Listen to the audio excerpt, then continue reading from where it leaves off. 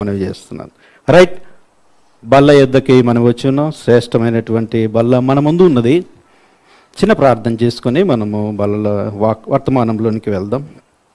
ప్రేమ కలిగిన మా ప్రియ పరలోకపు తండ్రి, పరిశుద్ధుడ, మహోన్నతుడ, మహాగణుడ, సర్వశక్తి కలిగినటువంటి గొప్ప దేవ, మీకు వందనాలు. గత కాలం అంతా కాచి కాపాడి సంరక్షించి మరొక దినాన్ని మా జీవితాల్లో దయాకిరీటంగా మీరు అనుగ్రహించినందుకు వందనాలు. నాయన, గత నెల అంతా కూడా మీరు నాకు తోడుగా ఉండి క్షేమకరమైనటువంటి ప్రయాణాన్ని అనుగ్రహించి తిరిగి మా ప్రియుల మధ్య వాక్యాన్ని బోధించడానికి మీరు నాకు ఇచ్చిన ఈ అవకాశాన్ని బట్టి కూడా స్తుతులు చెల్లిస్తున్నాను. బోధిస్తున్న నాకు సమయోచితమైన జ్ఞానాన్ని మీరు ప్రసాదించమని, వింటున్న మీ పిల్లలకు కూడా ప్రభువా వినగల మనస్సు, గ్రహించే మనస్సు తండ్రి, ఆ ప్రకారంగా జీవించే మనస్సును కూడా మీరు అనుగ్రహించమని ప్రార్థిస్తూ యేసు ప్రభు వారి పవిత్రమైన నామములో ఈ ప్రార్థన సమర్పిస్తున్నాం తండ్రి, ఆమెన్. ప్రభునందు ప్రియులరా, బల్ల అనగానే మనకు ప్రతి ఆదివారము కూడా మరి శ్రేష్టమైనటువంటి బల్లని మనము బల్లలో చేయి వేయటము, ఇది దేవుడిచ్చినటువంటి ఆజ్ఞ గనక బల్ల గురించి కొన్ని మాటలు మనము ధ్యానం చేసుకొని బల్లలో ప్రవేశిద్దాం. చక్రవర్తులు పరిపాలించేటప్పుడు కూడా వారి దగ్గర కూడా బల్లలు ఉండేది. భోజనపు బల్లలు కనపడతా ఉంటాయి. చక్రవర్తులు వారి యొక్క బల్ల ఎంత పెద్దగా ఉంటుందంటే చాలామంది వచ్చి ఆ భోజనపు బల్ల దగ్గర వారు కూర్చుంటుండేవారు. ఇప్పుడు మొదటి రాజు సౌలు గారు, సౌలు గారు బల్ల దగ్గర కూడా చాలామంది వచ్చారు. తర్వాత అక్కడ దావీదు గారిని కూడా పిలవనంపడం, అక్కడ ఒక బల్ల ఏర్పాటు చేయటం. అయితే ఆ బల్లలో విషపు బల్లగా మారిపోయింది అది. ఎందుకంటే ఎప్పుడు కూడా దావీదు గారిని చంపాలి అన్నటువంటి ప్రయత్నములోనే సౌలు గారు ఉండేవారు. అది విషపు బల్లగా కనపడుతుంది. తర్వాత నెక్స్ట్ ఆయన వెళ్ళిపోతారు. తర్వాత రాజుగా దావీదు గారు వస్తారు. దావీదు గారి దగ్గర కూడా ఒక బల్ల ఏర్పాటు చేస్తారు. అక్కడ కూడా ఆ బల్ల అది కృతజ్ఞత బల్లగా మారిపోతుంది. మెఫీబోషెతుని పిలిపించడము, అతనికి ఆతిథ్యం ఇవ్వడం, నీవేవైతే కోల్పోయావో వాటన్నిటి కూడా నీకు సమకూరుస్తానని చెప్పడం, ఆతిథ్యపు బల్లగా, కృతజ్ఞత బల్లగా మారిపోతుంది. తన తర్వాత వచ్చినటువంటి రాజు సొలొమోను గారు, ఆయన దగ్గర కూడా ఒక బల్ల ఉంది. అది ఎలాంటిదంటే చాలా కాస్ట్లీ బల్ల. అది చాలా కాస్ట్లీ. ఎంత కాస్ట్లీ ఉందో ఒకసారి చూద్దాం. చూడండి, రాజుల మొదటి గ్రంథం 4వ అధ్యాయం. రాజుల మొదటి గ్రంథము 4వ అధ్యాయము 22వ వచనాన్ని నుంచి మనము చదువుకుందాం. 22, 23 వచనాలు మనం చదువుకున్నట్లయితే, ఒక్కొక్క దినమునకు సొలొమోను భోజనపు సామాగ్రి ఎంత అనగా 600 తూముల సన్నపు గోధుమ పిండియు, 1200 తూముల ముతక పిండియు, క్రొవ్విన ఎడ్లు 10, విడి ఎడ్లు 20, 100 గొర్రెలు, ఇవియుగాక ఎర్ర దుప్పులు, జింకలు, కొవ్విన బాతులను తేబడెను. ఎన్ని రోజులకి ఇది? ఒక్క రోజే. ఇది చాలా కాస్ట్లీ కనపడుతుంది. చూడండి, ఈ బల్ల చాలా కాస్ట్లీ. మళ్ళీ దుప్పుల్లో ఎలాంటి దుప్పులు అంటే ఎర్ర దుప్పులు. తిన్నారా ఎవరైనా? దుప్పులు? నేను తిన్నాను. ఎందుకంటే మేము శ్రీశైలంలో ఉండేవాళ్ళం కాబట్టి అడవి ప్రాంతం. మా ఇంటి ముందే ఫారెస్ట్ ఆఫీస్ కూడా ఉండేది. అక్కడ జింకలు, దుప్పులు అవన్నీ ఉన్నాయి. పోయి రాత్రిపూట ఏమైనా తెచ్చుకున్నారా బ్రదర్ అన్నారు. కాదు, మా నాన్నగారికి అక్కడ ఉన్నటువంటి ఫారెస్టర్ దగ్గర ఆఫీసర్కి ఇద్దరికి మంచి సంబంధం ఉండేది. దానివల్ల మాకు కూడా వచ్చేటి ఆ దుప్పులు, జింకలు, కుందేళ్ళు ఇవన్నీ కూడా తిన్న అనుభవం మాకుంది. మా నాన్నగారు ఆ దుప్పుల మాంసాన్ని ఏం చేశారంటే బట్టలు ఆరేసినట్టు ఆరేసేవాడు. అలా తీసుకొని వచ్చేవాడు. ఆ దుప్పులు, ఆ జింకలు తిన్నటువంటి అనుభవము ఉంది. అంటే ఇక్కడ కూడా ఈయన ఎలాంటిది అంటే చాలా కాస్ట్లీ బల్లగా కనపడతా ఉంటుంది.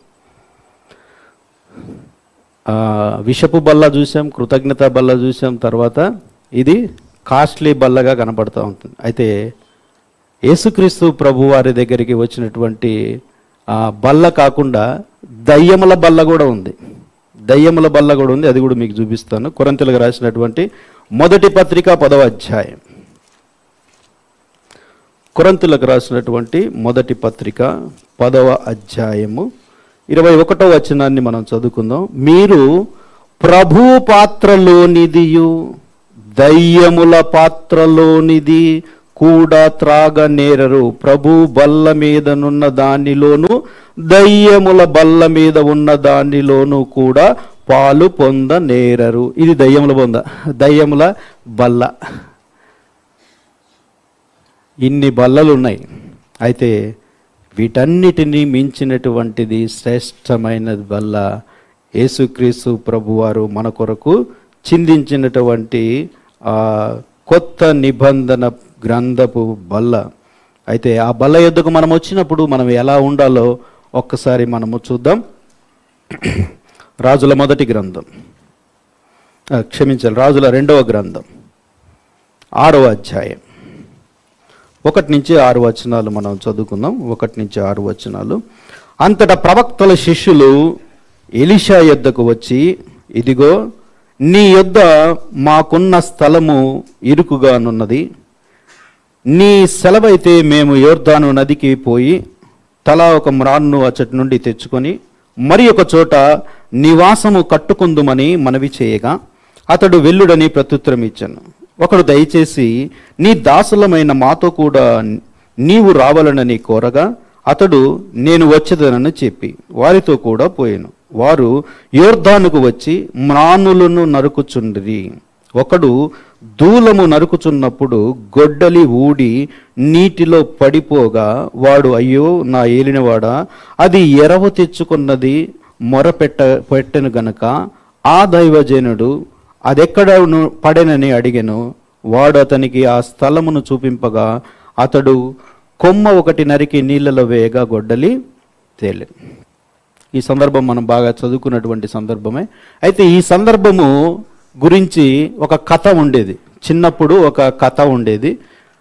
ఆ కథ నేను విన్నప్పుడు సరే అనుకున్నాను. కానీ బైబిల్ ఎప్పుడైతే నేను చదవడం ప్రారంభించానో అరే ఇది బైబిల్లో ఉందా అనుకున్నాను.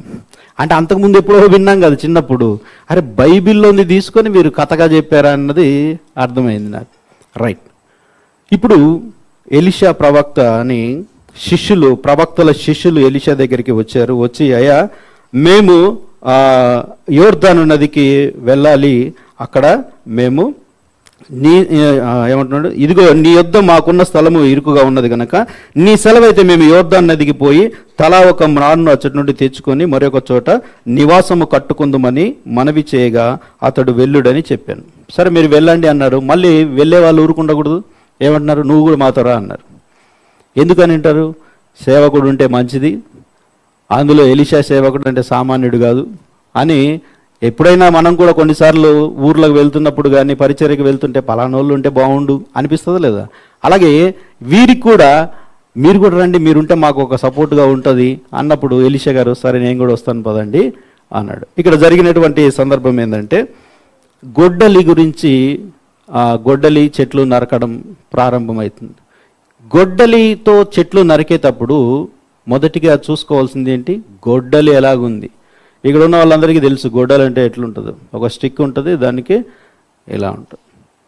చెట్లు నరికేటువంటి అనుభవం కూడా చాలామందికి ఉంటుంది. నాకు కూడా ఉంది చెట్లు నరకడం. ఎందుకంటే మాది అడవి ప్రాంతం కాబట్టి మా అమ్మ రొట్టెలు చేయాలంటే ఖచ్చితంగా మేము అడవికి వెళ్ళి కట్టెలు తెచ్చేవాళ్ళం. కట్టెలు తెచ్చితే మంచిగా చక్కగా జొన్న రొట్టెలు చేసి పెట్టేది మా అమ్మ. అప్పుడు స్ట్రాంగ్గా ఉండేవాళ్ళం. ఇప్పుడు జొన్నల రొట్టెలు లేవు కాబట్టి కొంచెం వీక్ అయ్యాం. రైట్. గొడ్డలి కొట్టే వ్యక్తి ఏం చూసుకోవాలంటే స్టిక్ సరిగా ఉందా లేదా, ఆ స్టిక్కి ఆ గొడ్డలిది స్ట్రాంగ్గా ఉందా లేదా అది చూసుకుంటాడు. ఆ కొట్టేటప్పుడు అది కొంచెం లూజ్ ఉంటే దానికి మధ్యలో ఒకటి స్టిక్ లాంటిది పెట్టి దాన్ని టైట్గా చూసుకుంటాడు. తర్వాత గొడ్డలి షార్ప్ ఉందా లేదా చూసుకుంటాడు.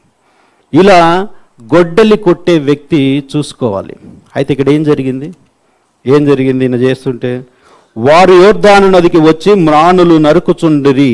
ఒకడు దూలము నరుకుచున్నప్పుడు గొడ్డలి ఊడి నీటిలో పడిపోగా అంటున్నాడు.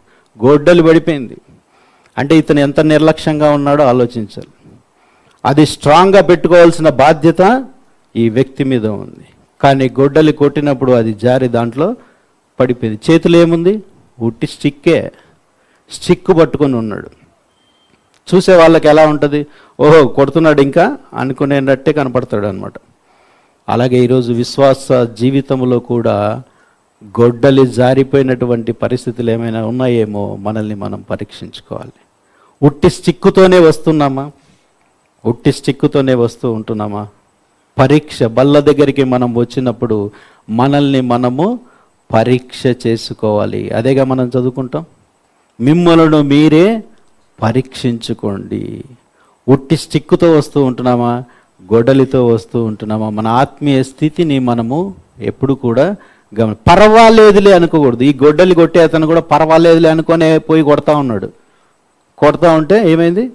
జారి పడిపోయింది. విశ్వాస జీవితంలో కూడా అది పర్వాలేదులే, ఇది పర్వాలేదులే అనుకున్నామంటే స్టిక్ మాత్రం మిగులుతుంది మన చేతిలో. కాబట్టి మనల్ని మనం పరీక్షించుకోవాలి. యేసు ప్రభు వారు కూడా 10 మంది కన్యకల గురించి చెప్పాడు కదా. మత్తయి సువార్త 25వ అధ్యాయంలో ఆ సందర్భం అంతా మనందరికీ తెలుసు. ఫస్ట్ ఏమన్నారు యేసు ప్రభు వారు?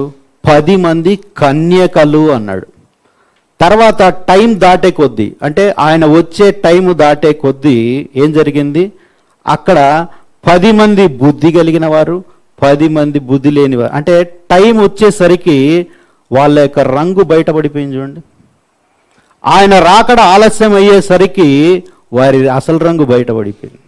అలాగే మనము కూడా మన రంగు బయటపడక ముందే మన ఆత్మీయ స్థితి పర్వాలేదులే, ఏం కాదులే అనుకుంటూ మనం బల్లలో చేయి వేయక మనల్ని మనము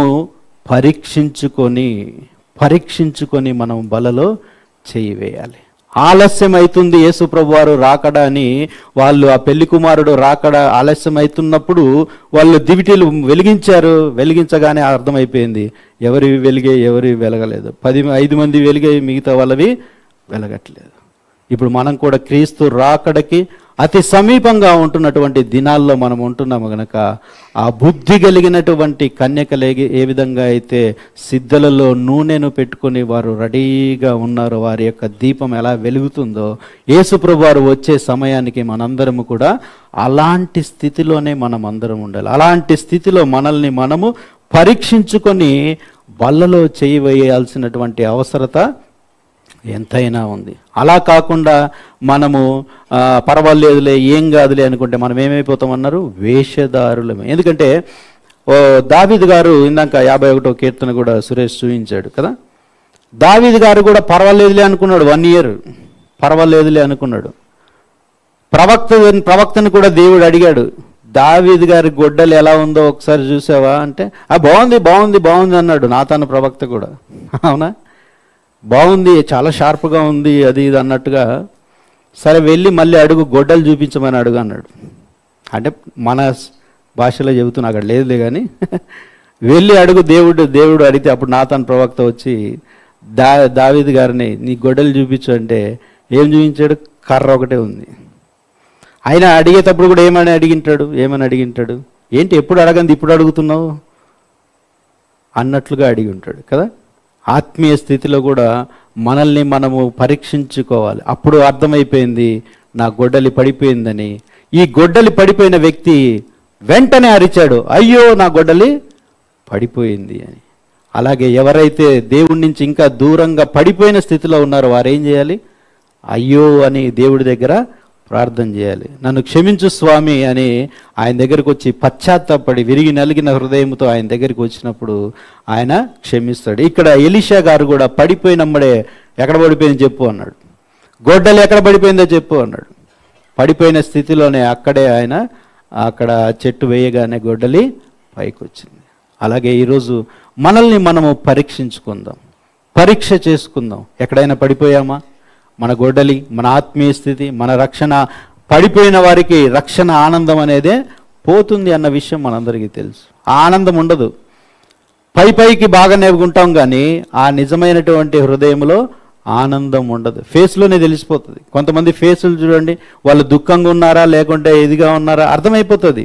వాళ్ళు ఎంత పైకి నటించినా కానీ వాళ్ళ హృదయంలో ఏముందో ఫేస్లో కనపడిపోతూ ఉంటుంది. పైకి నవ్వుతూ కనపడగానే ఆ నిజమైనటువంటి నవ్వులాగా మనకు అనిపించదు కొన్నిసార్లు. చూడండి, వాళ్ళలో ఏదో బాధనో లేకుంటే ఇంకోటో ఉండడాన్ని బట్టి అర్థమైపోతుంది మనకు.